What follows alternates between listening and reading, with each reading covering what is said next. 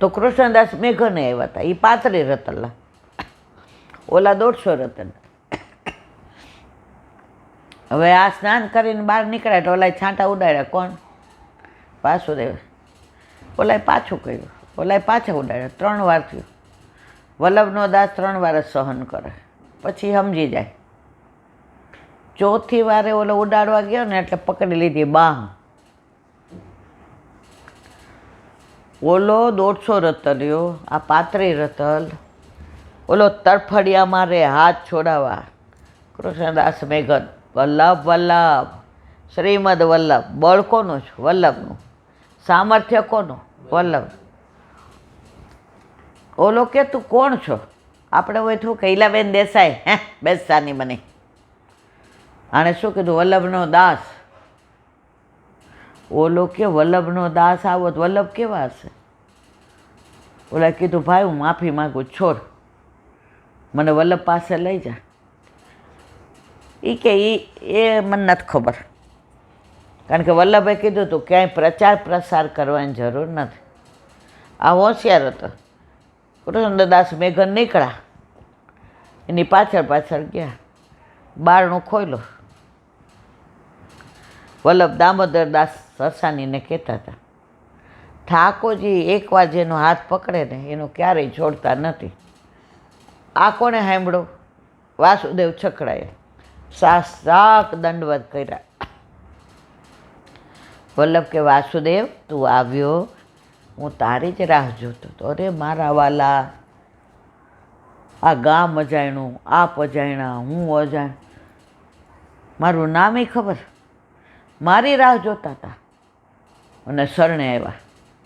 વલ્લભ કે દાસ થકી શરણે આવ્યા ને. કૃષ્ણદાસ મેઘન કોના દાસ હતા? એણે શું કીધું? વલ્લભનો દાસ. એના થકી વાસુદેવ છકડા શરણે આવ્યા. તો આ માર્ગ જ દૂતીનો છે. તમે બધા વલ્લભના દાસ થકી જ આગળ જવાય. આજે આટલા વૈષ્ણવ ઠાકોરજી પુષ્ટ કરાવે, બ્રહ્મ સંબંધ લે, તો આ બધું વલ્લભના દાસ થકી. ઈલાબેન થકી મેળ ના પડે. ઈલાબેન થકી પ્રપંચ મળે, પટલય મળે, પણ આ જે મળે ને એ વલ્લભના દાસ થકી મળે. તો વલ્લભ કે દાસ બીનું ઓર અને સો તજી સ્નેહ. કોઈ પણ મળે જય શ્રી કૃષ્ણ કરીને અંદર આવતું રહેવાય. જો ઊભા રહ્યા તો દુસંગ લાગ્યા વિના રે નહીં.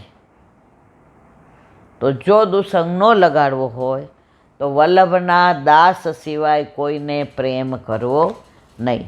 76મી સાખીના વિશ્રામ આપીએ. હવે 77. મન પંછી તન પાંખ કર, ઉડ જાઓ વહ દે, શ્રી ગોકુલ ગામ સુહાવનો, જहाँ ગોકુલ ચંદન રેસ, શ્રી વલ્લભ ગોકુલ ચંદન રેસ. હરિરાય વાંગ મુક્તાવલી.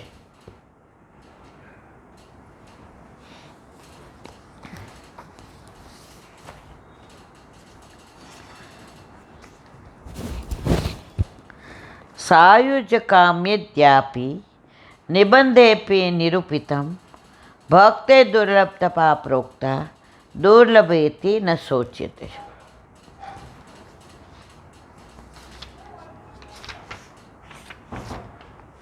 હા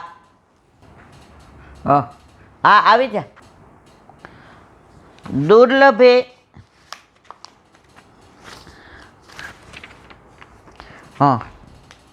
આદિર્ભૂતે કૃષ્ણ એવ સેવ્ય સાયુજ્યકામ. એ વાક્યમાં એ વાત બતાવી છે, દુર્લભેતી ન શોચ્યતે, એ ભક્તિ દુર્લભ છે માટે એનું નિરૂપણ અહીં નથી. એ પ્રકારનું શ્રી મદાચાર્ય ચરણનું જે વાક્ય છે તે ઉપરથી એ ભક્તિની દુર્લભતા સ્પષ્ટ પ્રતીત થાય છે.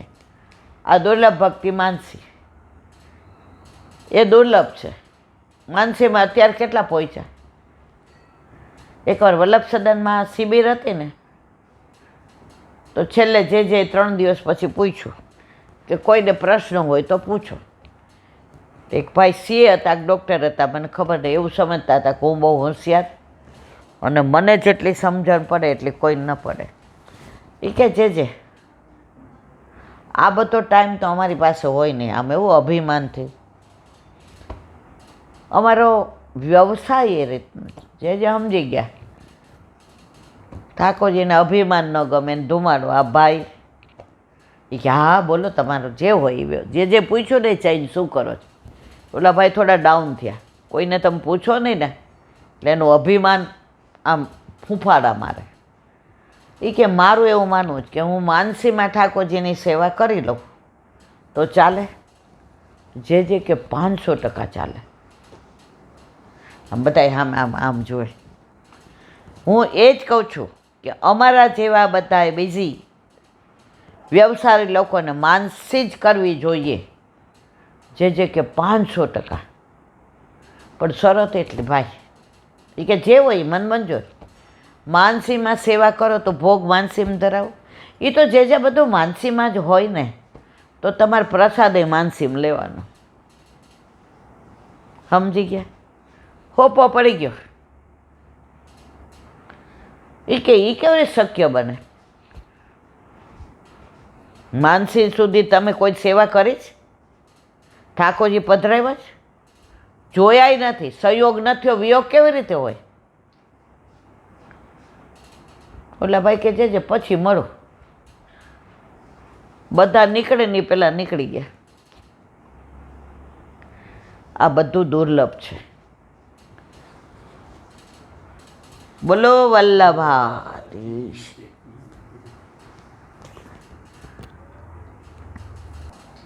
સુબોધિનીજીનું પાન વલ્લભાધીશ. સુબોધિનીજીનું પાન વલ્લભ કરાવે તો થાય. આને સ્પર્શ કરવો આપણા બસની વાત નથી. નામાદ્યંતસ્ય હતત્રપઃ પઠન ગુહાદિ ભદ્રાની કૃતાની ચ સ્મરન ગામ પર્યતષ્ટબના ગતસ્પૃપ કાલમ પ્રતિક્ષિત મદો વિમત્સર. અર્થ આ નારદજી બધી વાત કરે છે.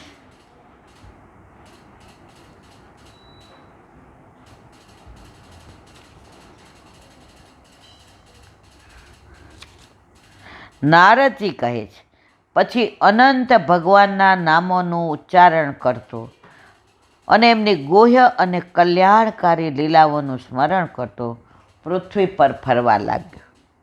મન સંતુષ્ટ થઈ. ભગવાનનું નામ લ્યો ને તમે ગમે એવા દુઃખી હો, ગમે એવું મન ક્લિષ્ટ હોય, કોઈ યારે બહુ માથાકૂટ થઈ હોય, ઘરમાં ક્યાંય શરૂઆતમાં ઠાકોરજીનું નામ લેવું ન ગમે.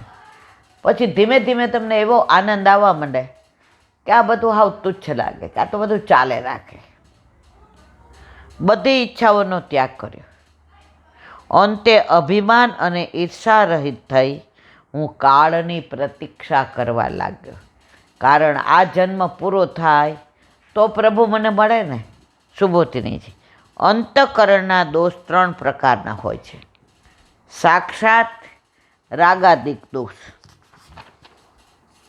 તામસ, એમાં પણ વાસનારૂપી રાગાદિ રાજસ છે અને એમાં પણ મૂળભૂત રાગાદિ અવિદ્યારૂપ છે. તામસ રાગાદિ કર્મ દ્વારા, રાજસ રાગાદિ ભક્તિ દ્વારા અને અવિદ્યારૂપ રાગાદિ દ્વારા જ્ઞાન દ્વારા નષ્ટ કરી શકાય.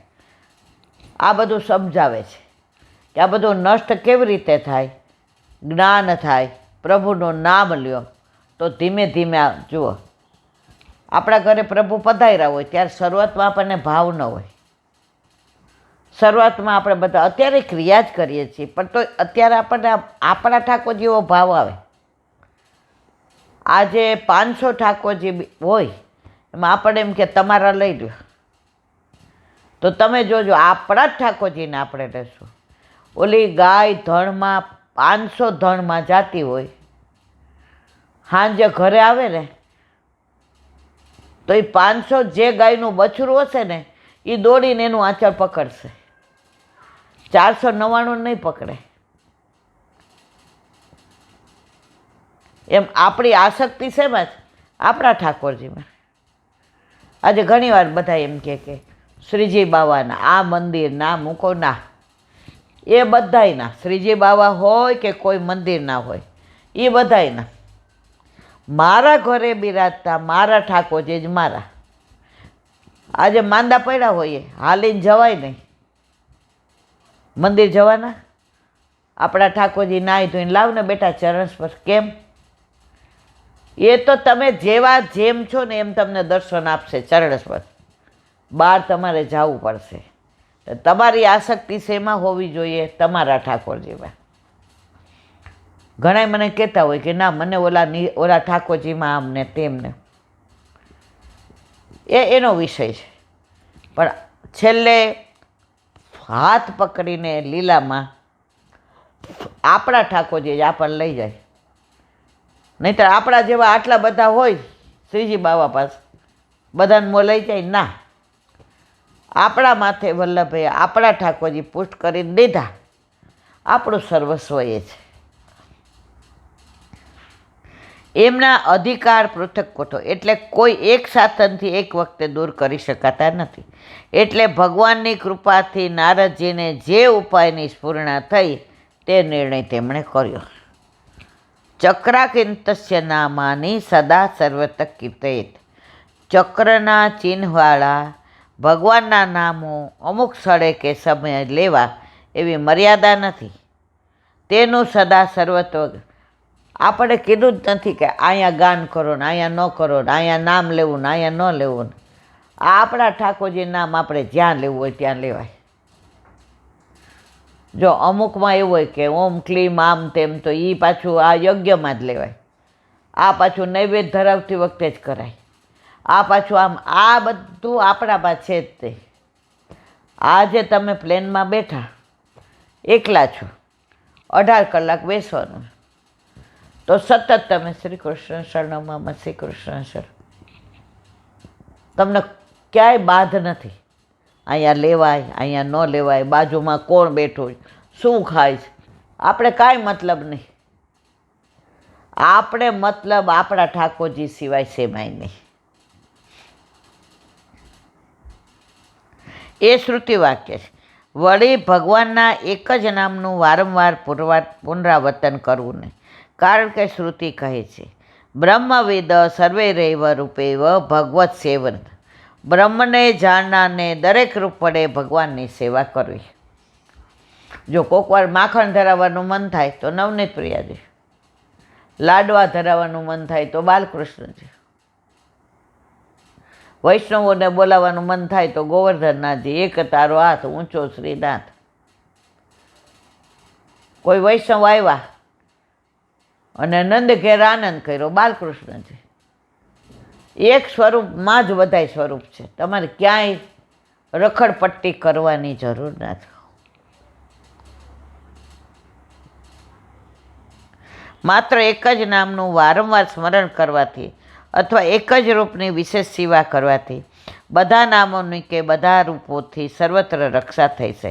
એથી શ્રોતા અને વક્તામાં સંકુચિતતા, આ બધી મર્યાદાવાળી વાતો આવે છે, પુષ્ટિમાર્ગની નથી. બુદ્ધિની શંકા થાય માટે કહે છે અનંતસ્ય તથા સત્યંતા એવન ભગવદ્ ધર્મા નામ સંશ્રુતા ભવંતી. ભગવાનના અનંત રૂપ છે, એમના અનંત ધર્મોનું સ્મરણ પણ જુદા જુદા નામોથી સ્મરણ કરવાથી થાય છે. આ બધું જો મર્યાદા માર્ગમાં યજ્ઞ કરે ને એટલે બધાનો આવિર્ભાવ. હવે ગણપતિને આવિર્ભાવ કરો, હવે વિષ્ણુનો કરો, હવે નવગ્રહનો કરો, આ બધું મર્યાદામાં. એટલે આપણે આ બધાની યાર કોઈ મતલબ નથી.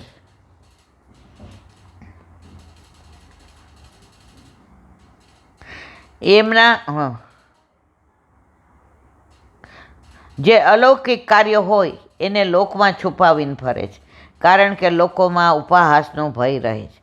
તેમજ દેહ, ફળ અને અંતઃકરણના ધર્મોથી લજ્જા પણ આવે છે. શાસ્ત્રોક વિહિત કર્મ કરે તો પણ લોકોમાં મસ્કરી થાય. એટલે જો લોકમાં મારી મસ્કરી થશે એવો ડર રાખે તો ભગવાનમાં શુદ્ધ ભાવ થતો નથી. તેથી જ લોકલાજ છોડીએ આપણને એક જ કહે છે તારા ઘરમાં ઠાકોરજી બિરાજતા હોય, આપણે તો લોકલાજે છોડવાનું નથી. આપણે વલ્લભે કાંઈ છોડવાનું જ કહ્યું નથી, જોડવાનું કહ્યું છે. તારે કોઈનો ડર નહીં, ઠાકોરજીનો રાખ, બીજું કાંઈ કરવાની જરૂર નથી. માટે કહે છે હતત્રય જેની લોકલાજ મરી ગઈ હતી, લોકલાજને મારી જે મરી જાય એનું ફરી જીવન થતું નથી. ક્રિયા અને કર્મમાં અધિકારપણું હતું, માત્ર નામનો ઉચ્ચાર કરવામાં જ શરમનો ત્યાગ કર્યો હતો.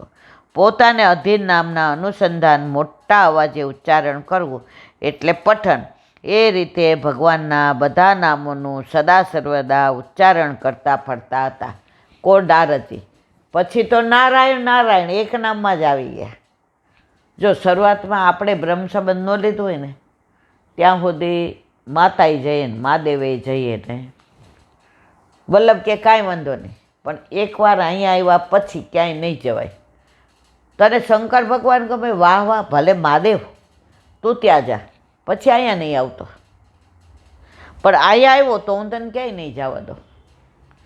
ઓલી ગાય હોય ને એને ખરીદીને ઘરે લઈ આવો, પછી આપણા ખીલે બાંધી, પછી એના મૂળ માલિક પાસે નહીં જાય. પછી ગમે ત્યાં ચરીને આવશે ને ઓલા ખીલા પાસે ઊભી રહી જાય, શું કહે હું બાંધી દઉં.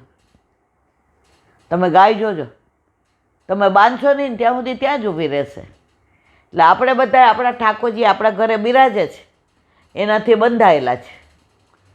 ગમે ત્યાં રખડીને આવશું કોને આપણા ઠાકોરજી પાસે. સવારે આપણે આપણા ઠાકોરજીના દૂધનો વિચાર કરીએ, આપણા ઠાકોરજીના માખણ મિશ્રીનો, કોઈ મંદિરના ઠાકોરજીનો કરીએ કે હાલો ત્યાં થોડુંક દૂધ પધરાઈ આવું, ઉકાળેલું દઈ આવું, હાલો ને ત્યાં થોડુંક. ના, ત્યાં તમને કોઈ ઊભું ન રહેવા દે. પણ આપણા ઠાકોરજી રાહ જોવે, માં સેજ મિશ્રી વધુ નાખજો, લોભ કરસ. આપણે રાજી થઈને નાખીએ. દૂધ બરાબર ઉકાળ માં, કઢેલું દૂધમાં મજા આવે. ઓટ્યો દૂધ કપૂર મલાઈ. બોલો વલ્લભા શ્રીમદ ભાગવત. અને મારા ગુરુદેવને દંડવત પ્રણામ.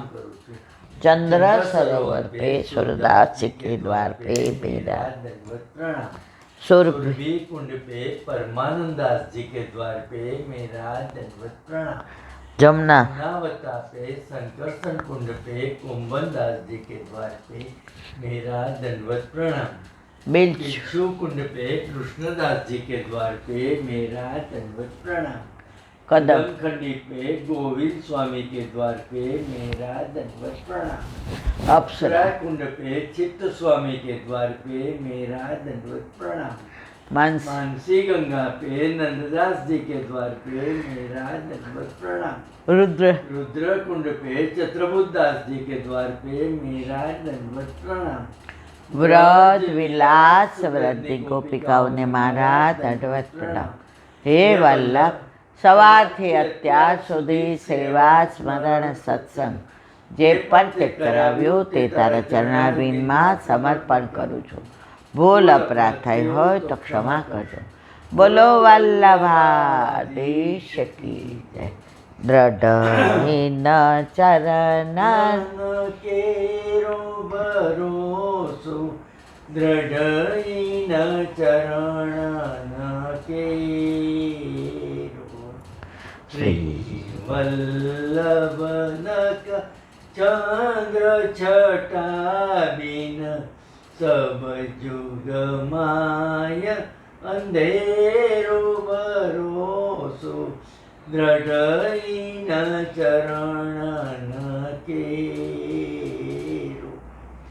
साधन और नहीं आ कली में जासो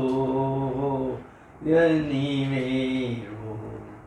सूर का कहे द्विविध आंधरो बिना मोल को चेरो भरोसो दृढ़ चरण दृढ़ चरण दृढ़ चरण केरो। શ્રી વલ્લભાધીશ કી જય. આજનો આ સત્સંગ મારા વલ્લભના ચરણારવિંદમાં સમર્પણ કરું છું. ભૂલ અપરાધ થઈ હોય તો ક્ષમા કરજો. આ મારા વલ્લભની વાણી અને ભૂલો એ મારી. બોલો વલ્લભાધીશ કી જય. બધાય વૈષ્ણવને જાજા કરી જય શ્રી કૃષ્ણ. જય શ્રી કૃષ્ણ.